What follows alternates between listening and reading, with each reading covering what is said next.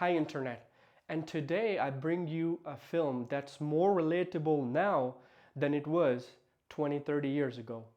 This film explored the ideas and the topics of what's happening right now, and I'm talking about Jeffrey Epstein. We know how bad the guy was, and he was running the operation, and there were powerful people, filthy rich people that actually goes and attend those parties. But what actually happened in these parties? I think the film gives us the view and the detail on what these parties entitles. So for that, if you want to learn more about this, and to be clear, this is the film many people believed was the reason why the director of the film, Stanley Kubrick, died. It killed because of this film. So my answer on this, I'll give you the answer at the end of the video, so stay tuned. Let's get started. I am Ali, your host. So the film starts off with Bill and Alice getting ready for a party that Ziegler invited them to. Before they go and attend the wedding, they also have a daughter that they left behind in the house with a babysitter. So Alice and Bill, as they entered the party, they started talking about the people around them are total stranger to them, even though they're been to this party a lot of times, but still all those people around them are very stranger to them. To this, Alice met an old man there who he started to be flirtatious with Alice, and she didn't resist, and she started dancing with that old man. Now here's the thing. The old man talking about marriage because Alice told him that she is married because the boy or the guy is insisting them to get upstairs and have a good night's sleep. But she told him numerous occasions that she is married, but the boy or the guy still insisted. Now, on the other hand, Bill, he met two girls who claimed that they met before, but as they were talking and chanting, Bill was called upon by Ziegler, the guy who invited them to this party. As he went upstairs, we know that Ziegler is a pervert and he slept with that young girl and she passed out. Her name is Mandy. Now, Ziegler got scared and he wanted to make sure that she's alive, so that's why Bill is here to fix her, and he did. And as it turned out, Mandy was drug overdosed because of that. She passed out. Now, there we also know the kind of a person Ziegler is. He's rich and he's the guy who organizing all that party. After the party, Bill and Alice, they came back home and they started smoking pot. This is where Alice started to have an argument with Bill about men. She said, "What is stopping you for sleeping with your patients?" To which Bill said that he will never do that. He will never cheat on his wife because he loves her. To which Alice reminded him of the night. That night when she is in the hotel and a naval officer came into the hotel. She saw that naval officer and the naval officer glanced back at her, at which she said that her heart literally stopped. And she said that if that naval officer presented her the choice, she would have taken it. She would have risked it all. She would have risked her husband, her daughter, or her future, to which Bill got startled. He don't know what to do. In the midst of things and the confusion, Bill got a call that his patient has just passed away and he had to be there. So he rushed to that place, and while in the car, he started having the visions of that naval officer with his wife. Now, as Bill reached the house, he saw Marion, his patient's daughter, standing there, and she welcomed him and thanked him for coming in at that late hour. And when he looked at the patient, his father, he just passed away, to which she started crying, and Bill because he's a good guy, he wants to sympathize with her, and in the midst of things, she proposed Bill like, "I love you," to which Bill has no answer for because there are a lot of things that are going on and he has yet to process all of that, and now this. So he said that he does not have any intentions, he does not know her like that. They only met because of his father, to which she started crying again and she kissed Bill. And she said that, "I love you, please do not despise me of this." And she wants to be closer to Bill because his boyfriend is coming in and they are about to get married.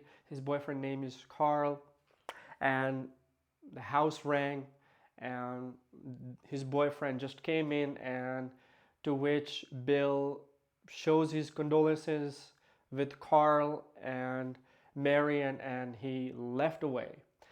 As he's returning back to home, he started to have another vision about his wife with that naval officer in a romantic relationship, and they're in action doing stuff, which literally messed him up.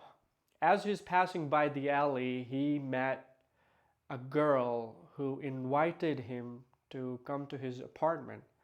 Uh, as we know, what kind of girl she is. She's a girl that likes to take men to his apartment and do stuff that we all know.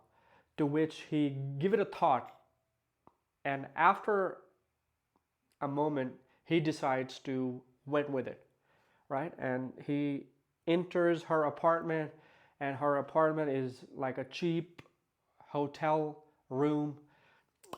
Things are all over the place, right? And that goes to show what kind of a girl she is, right? She wants to make some quick bucks and she sells her body in return for money. So as Bill is started to have a conversation with her, he got a phone call, and in that phone call was Alice, and she wanted to check on him and wanted to know when will she be coming and returning back to home, to which Bill said that it's going to take a while. We don't know what's going to happen, but this is what he came up with. But then he evaluated the situation and said that he wants to go back to his wife, and what to which that girl appreciates it and does not want to take the money, but Bill insisted of giving her the money, and he gave her the money and then went outside of her apartment. This is where we know that something is happening inside Bill's head. He's changing now. On the way back home, he went to a cafe where he discovered that his friend Nick Nightingale is performing. He's a pianist. So he sits there while his friend Nick is performing on the stage. Once the performance is over, Nick saw his friend and they sat together and they started to have a conversation about the performance and who Nick is, and he's performing from places to places. He does not even have a band, and he is more than just a pianist, right? And he has a family. So this is where Nick got a call, and he picked up a call and he started writing some strange word on the piece of tissue paper, to which Bill looked at, and that's a password. Now, this is where things turn out a bit mysterious. Bill begged Nick to join and come to that party that he's invited for, and this is the password to enter to that party. To which Nick said that, where are you going to get costume? Because costume and mask is important for you to enter the party. To which Bill said that he's going to do something. He's going to do some arrangements. Now, he just went outside and come to a costume place. The costume place is closed. He found a way to enter the costume place, and he was talking to the owner, and the owner, while he's looking to give him the costume and the things that he requested, the owner of the costume shop caught his own daughter with some deranged people at the costume section of the shop, to which he screamed like, what the hell are you doing with these kind of deranged people? And he threatened those people to call on the cops. And his daughter, she just give Bill a look, which is very flirtatious. Again, nobody can resist Bill. I don't know why. But anyways, and then he got the cloak and the costume, and then he sat on the taxi on his way to that party place. So as Bill is going towards that party in the taxi, he got another vision of his wife with that naval officer having fun, which is something that really got stuck inside his head. Once the taxi stopped, he reached there, the guards there asked for the password, and of course he gave them the password that Nick provided. And as he entered the mansion, he saw people wearing black cloaks and masks. So he obliged. He wear the mask and the cloak and the shoes. And as he passing by through the crowd, he saw his friend Nick at the center of the stage playing the piano, but he is blindfolded. Now, at the center of all of this, he saw a big guy in the red cloak, and he's holding a cane in one hand and he's holding a chain on the other hand, with the smoke coming out of that thing, which is swinging back and forth.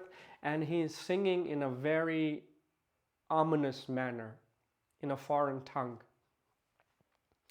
And he's surrounded by girls, and he's tapping on that floor.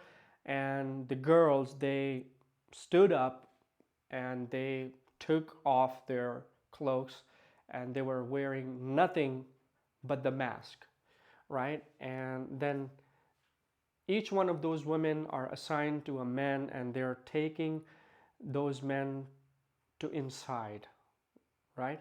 And Bill was watching all of this, and then as he entered the place, the main place where all of this is happening, he cannot believe what he saw. He saw people having orgies with their masks on, and they were openly having fun.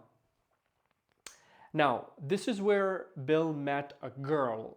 She's wearing a mask, and she warned him that his life is in danger and he wants to get out of it as soon as possible, to which Bill got surprised and he wants to know who she is. So he said, can you take off your mask? I want to know who you are. And she said it's going to cost her life and his life. Now, as they were talking, then a man came in and he said that, are you the one whose taxi is outside? And he said, yes. People are coming in limousines, and he came in with the taxi, which is very fishy to them. So he got called upon to that red cloak guy, and he's sitting there, and everybody is watching Bill now. So then the red cloak guy asked him the password, to which he gave the password, and then he said, that's the password? Now what's the password of the house? To which he got startled. He has no answer for it, and he said, I don't know, I forgot it. To which the red cloak guy said, okay, take off your mask. Bill has no other choice to take off the mask, and he did. And then he requested, or I would say demanded, to take off his cloak, to which Bill resisted. And as the red cloak guy is pressurizing him to take off his cloak, the same girl who warned him, she just shouted, take me instead of him, and I would redeem him, forgive him. To which the red cloak guy agreed, and he said, to stop this inquiry, we know what you're doing, and if you're not gonna stop, then there will be dire consequences to you and your family.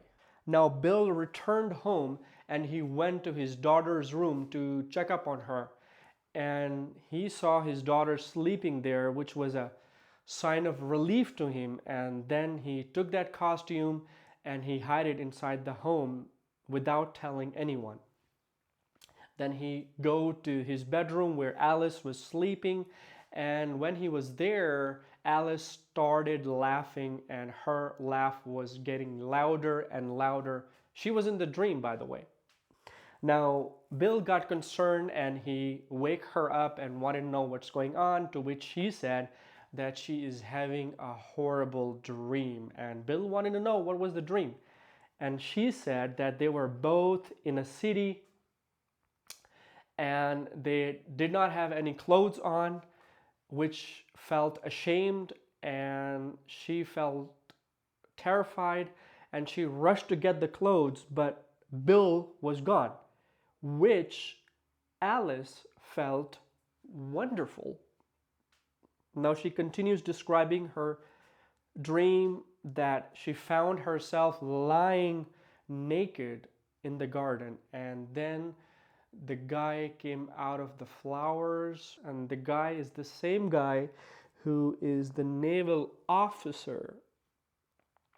And then the naval officer started laughing at her, and then Alice started crying, to which Bill said, I know that's not the end of the dream. Tell me what happened next. And she said that that naval officer and Alice started making love. And then they got surrounded by different people, and then she started making love with all those men. And she said that she lost count of how many men she actually slept with that time. And then she said that she knew that you, Bill, are watching her, and she wants to make fun of Bill, and she wants to laugh in his face. And because of that, she started laughing, and it gets louder and louder, which then Bill wake her up. Now the next day, Bill had a lot of questions in his mind of what's going on, and he cannot wrap his head around of what's actually happening. And the only person he knew can answer him is his old friend Nick.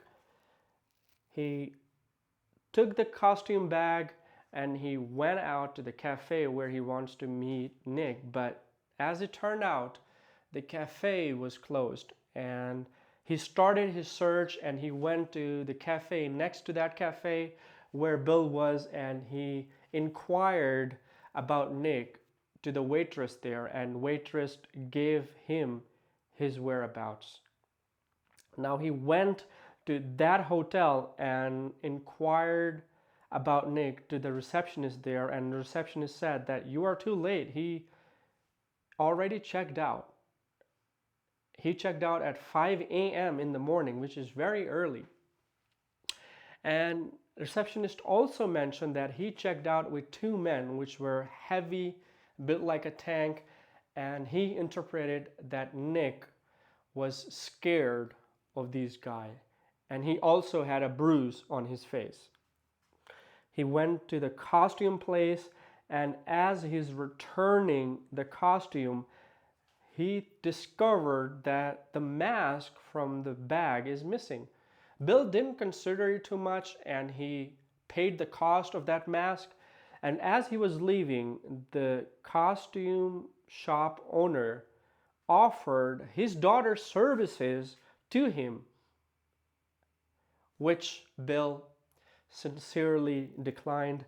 Then he went to the hospital, and there he started having another vision about his Alice and that naval guy, which really messed him up. Then he asked his assistants to, if have any appointments, reschedule them, and he went to the mansion, the same mansion the party was having. Now, as he went to the mansion and he was standing at the entrance of the gate, there was a camera on that gate, and he started staring directly at the camera. After a couple of seconds, there was a car approached near towards the entrance from the inside of the home, and there was an old man came out of the car with the envelope in his hand, and he passed that envelope to Bill. The strange part is, on that envelope was printed his name, Bill, which is very strange because he never told his name to them, right? So he opened that envelope, and there it says, your search or inquiry is hopeless. Quit it. It's the second warning. Now, back home, he saw his daughter and Alice sitting in the dinner table. This is where he mentioned that he got a bit of hungry, and this is where he had another vision of Alice with that naval officer. But this time, the voice of Alice describing her with other men in the dream was still inside his head while he had that vision. He went outside and went to the hospital, and there he attempted to call Marion, whose dad passed away, but his soon husband picked up Carl, and he didn't know what to do, and he hangs up on Carl. Then he decided to go to the girl he met on the street, and as he went to her apartment, he discovered that that girl, Domino, she is HIV positive, and she is not coming back anytime soon, which really surprised him. And then he went outside of the apartment and he wanted to go back, but in the midst of it, he found that someone is following him. It's morning time and someone is following him. He panicked. He stopped by to get the newspaper from the newspaper stall, and this is where he saw that same guy stopped following him, stopped tailing him, and he looked dead in his eyes, which got him scared even more. And then he went to the restaurant where he picked up a newspaper and found out that ex-queen found dead because of drug overdose. Now, he thought that could be the same girl who warned him and saved him in that mansion. Then he rushed towards that hospital, which was mentioned in the newspaper that her dead body was. He went to the morgue and he finally saw her face, which really saddened him. Bill then got called up by Victor Ziegler's house. He's the same guy who invited him and Alice to his party at the start of the film. Once he reached there, Ziegler mentioned that he's furious that Nick gave him the password to the house, and he knew what happened to Bill last night because he was there in the house. And he also knew that he went to Nick's place to the hotel in search of him. And then Bill said, "How do you know?" And he mentioned that, "I have you followed." Then Bill brought up the girl in the mask who saved him. And he said he was a hooker. And then Ziegler mentioned that, "What if I tell you that all of the things that you saw was staged? It was just a charade to scare you off so you won't tell anyone what he saw in that mansion that night." Then Bill brought up the news in the newspaper he saw that ex-queen found dead because of drug overdose, to which Ziegler said that it would have happened anyways. She was a hooker. And he also said that House didn't do it. When she reached the hotel, she was fine. And he also said that when someone dies, life moves on. Bill then went home, and as he approached his bedroom, he saw the mask that he thought he lost sitting over the bed right next to Alice. Then Bill started crying, and then he told everything to Alice that happened to him last night. To which Alice said that They survived. And the important thing is that they wake up from the dream they had last night. So what do I make all of it? The relationship between the film and the Epstein files? Let's talk about the similarities. The mansion where the party was happening is located out in the woods. It's in a remote location. The same goes with the Epstein files. We know Jeffrey Epstein was operating his operation from his private island. Why do you think that is? Let's talk about the people who are involved and who are attending these parties. In the film, Ziegler warned Bill that these are not the kind of people you mess with. They are powerful people. In reality, if we talk about Jeffrey Epstein, we know what kind of people were attending these kind of parties. Bill Gates is there, Trump is there, Stephen Hawking is in there, Elon Musk is in there. All of these people are filthy rich people who have a lot of power. And what kind of things they do in these parties? If we talk about the film, we know they're having orgies, young women are involved with older men. We also know in reality is a lot more darker. We know that it's not just the younger women with older men. We also know the children are involved in this. If we go ahead and look at the file that's been released, these are only 3 million files that have been published. 3 more million files are yet to be revealed. And they haven't included children sacrifices, people sacrifices, which is disgusting and inhumane and depraved. Now, in the end, I would believe that the film is not the original state that Stanley Kubrick envisioned. I think publishers did a lot of cut into this film, and the film in its current state is not the original vision that Stanley Kubrick had. And there's a good reason for it. That movie literally came and released like 1999, right? And the film got started in 1996 and it was heavily involved. And let's talk about the death of Stanley Kubrick. People think that he passed away in mysterious conditions. He got a heart attack. Now we know all of those people who died in these kind of circumstances or involved in these kind of things always had heart attack. And you know that there are a lot of things we can do, or the substance that are involved which does not came up in the reports, and because of it they died. So I think there is a certain aspect of the similarities between the film and the Epstein files which have some close reality and similarities.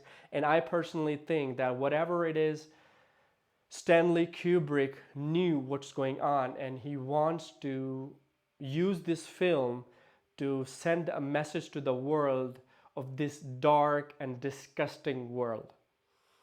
I think that's pretty much it from my end. If you liked what you saw, and if you relate to this and you agree with what I've interpreted, I want you to like this video. And if you did not agree with my interpretation, I want you to let me know what you think about it. And do you really think that there was any connection between the Epstein files and the film? I'll catch you in the next video. Peace out.